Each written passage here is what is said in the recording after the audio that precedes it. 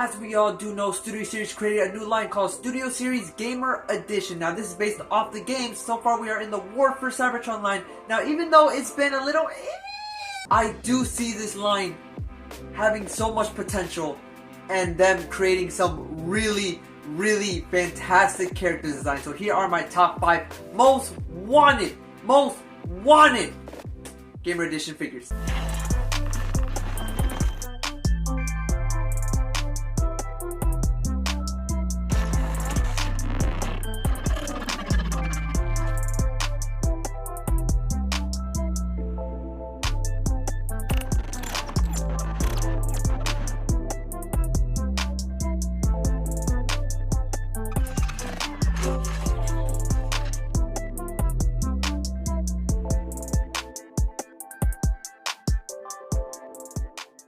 Yo, what's up guys, it's Premise Reviews here and welcome back to my channel. Now, of course, before we get started, please make sure to like and subscribe. Make sure to turn on post notifications so that you guys don't miss any uploads that I do as we are approaching to 3,000 subscribers. That is 3,000!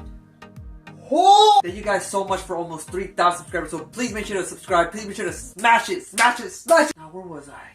Oh yeah, the Gamer Edition figures. In today's video, I will be talking about my most wanted Gamer Edition figures since we are in the War for Cybertron. Now, we can see maybe Transformers Dark of the Moon, Transformers Revenge of the Fallen. Basically, all these cool game designs that we never got to see on screen maybe make their way into the Gamer Edition line. Now, this will be my opinion on my 5 most wanted, so let me know in the comments down below what are your 5 most wanted Studio Series Gamer Edition figures. Starting us off at number 5, here we do have I don't know the name, so we're just gonna call it Big Green Missile Guy. That's what we're gonna call him. Here we do have Big Green Missile Guy, and the reason why I want this in the Gamer Edition line is because I love this design. Now, he only appeared in Revenge of the Fallen and also in Dark of the Moon, the game only. He didn't appear in Revenge of the Fallen as a live adaptation or neither in our Dark of the Moon. So I really want this because, again, I do love the design, and honestly they were really annoying to fight. The fact that he has missiles on the side and when you get close he puts the flamethrower really damage your character. But I really want this Decepticon. I think this figure would be a great, maybe big buff Voyager, maybe a leader. Because in Dark of the Moon, also, he did have this big old machine gun weapon type thing, and yeah, he was a really big boy to defeat. And in Revenge of the Fallen, again, he did have the flamethrowers and the missiles. So I would like a version of this character. I just love the design. And what he'll transform into, I really don't know. Maybe kind of like Long Haul, but I don't know. This is number 5.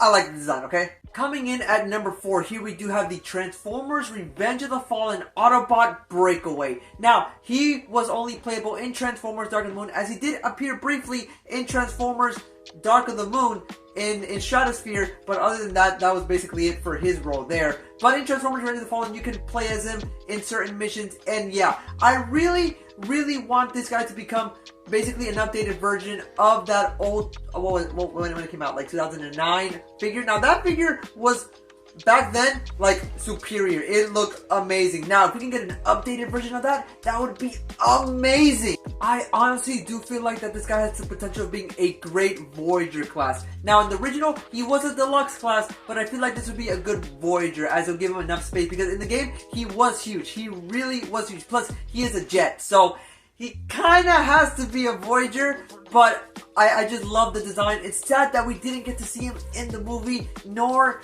it's not even in Dark of the Moon for that much. I just really love this character. It's sad, again, we didn't get to see much of him, but at least he was playable in Transformers Revenge of the Fallen, and I really want this character because he was honestly one of my favorite characters to play with. That's about it. Coming in at number 3, here we do have the Transformers Fall of Cybertron Decepticon Soundwave. Now, I always loved the War for Cybertron, Fall of Cybertron designs. I love them. Now, Soundwave just hits different. I don't know what it is, but this is like a mixture of G1 and just more added things to it. Oh, but he looks so good. He does. I really want a maybe Voyager class of Soundwave, as I did love the design. I really do think he would be a great Voyager class figure. Plus, I also love the alternate mode. Honestly, one of my favorites. And I feel like his accessories will come with Rumble, Laserbeak, basically like those guys. And that's what I really want. Now, the thing is how are they gonna do this? How to make it more accurate? Now, I know Gamer Edition, the line hasn't been all that great. So if it takes time for them to make this, I completely understand. Take your time, don't rush, make this as perfect as you can, because Soundwave deserves probably the best design wise, because I love that design. I mean, plus honestly, you can't really hate Sound. Who hates Soundwave? Soundwave has, if you ask anybody, Soundwave is like in their top 3 favorite Decepticons of all time, because each design is really cool. Each design, no matter in what iteration, he has one of the best and easiest designs to do. Coming in at number 2, here we do have the Transformers Fall of Cybertron Decepticon Bruticus. This is one of my highest anticipated Decepticon figures for a Gamer Edition to release. Why is that? Because they can do the same thing what they did with Devastator. You know how it took some time where you had to collect all the Voyagers, all the Leaders, all the Deluxes to create Devastator? Well, this one can possibly be a little bit bigger than the actual Revenge of the Fallen Devastator, as I feel like every single one of these guys has to be Voyager class or higher. As you do know, there are 5 Combaticons, so yeah, all of them have to be Voyagers, and then the leader can be the body, and then we'll go from there. But I really want this character, because let me just say, when they did this, when I was able to play Bruticus in that scene, I was hyping up, I was jumping for joy. I love the design for Bruticus. I don't know how they did it, but this is basically my number 1 if it wasn't for my number 1. I do see this taking some time, but I think that they can pull it off if done right. But how do we get Bruticus? We gotta have all the Combaticons. So yeah, it's gonna take some time, but it's Gamer Edition, like, come on, I mean, this has to happen. This has to happen. Even though we did get to play as Bruticus for a little bit in Fall of Cybertron, he was also playable in Rise of the Dark Spark, but no one talks about that. I don't talk about that because we don't talk about that game. That game is bleh. But I do like the Fall of Cybertron.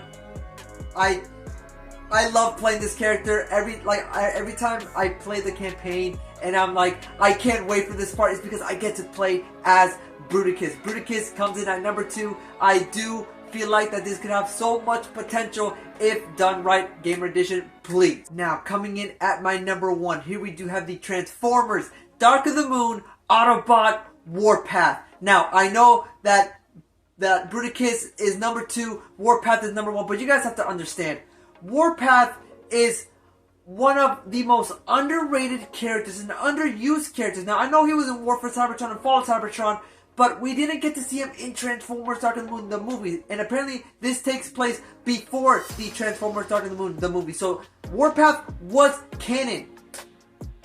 I cannot express enough that when I saw Warpath in Transformers Dark of the Moon, I was like, it's Warpath! It's Warpath! The design for Warpath in this game is amazing. It's realistic. It's what a tank is supposed to be. Now, I know that not a lot of people are hyped for Warpath. I am. I love this design for Warpath, and he was such a pain of a boss to deal with, at least for me. He was a pain.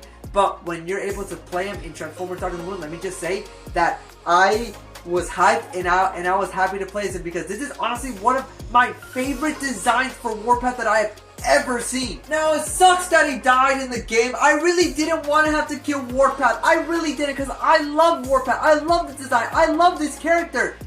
It sucks. It does, man. He had a minigun and then he had the thing and it's like, come on, Warpath died in the game. I love the red camo on this character. I love the face sculpt of this character. This design, imagine it if it was in live action, is what I'm trying to say. That he would have topped Shockwave. As in my opinion, the Transformers Dark of the Moon, the movie, Shockwave was the best design for me. Now, if Warpath was in the movie, he'd take the design hands down, because this design already looked bad in the game. So imagine how it would have looked in real life. Like, just imagine. This character has to be a very, very tall Voyager or a leader class. Nothing more, nothing less. I don't expect this guy to be a deluxe, because he is not going to be a deluxe. He has to be a very, very very tall Voyager, or he has to be a leader. That's what I'm expecting off this guy. His accessory can include the minigun and the big old tank thing in the middle, and then whatever you want to add to him, maybe like a sword or something. I don't know, but I really want this character. I know it tops Bruticus, and maybe you can flip flop, but this is one of my favorite designs from the Transformers Dark of the Moon, the game. But yeah, that has been my 5 most wanted Transformers Gamer Edition Studio Series figures that I hope they do make. Now this list is my opinion, but if you guys have your own opinion, please make sure to leave down in the comments down below. What are your top 5 most wanted Gamer Edition figures that you want Studio Series to make? They can make so much. I'm serious. They can go from War for Cybertron to Fall of Cybertron. They can do so much. It just depends on how long they're going to take and if they do them right. Because right now, it's kind of in the middle. The only good ones to me were Optimus and Bumblebee. Megatron is iffy. You know, the bend in the knees, I don't know what they were thinking. Barricade, we don't talk about that. The only good thing is about the alternate mode. I don't know. I hope that they do these figures right. Take your time. Just don't take too long, like Where Are the Age of Extinction Dinobots long. But it's okay.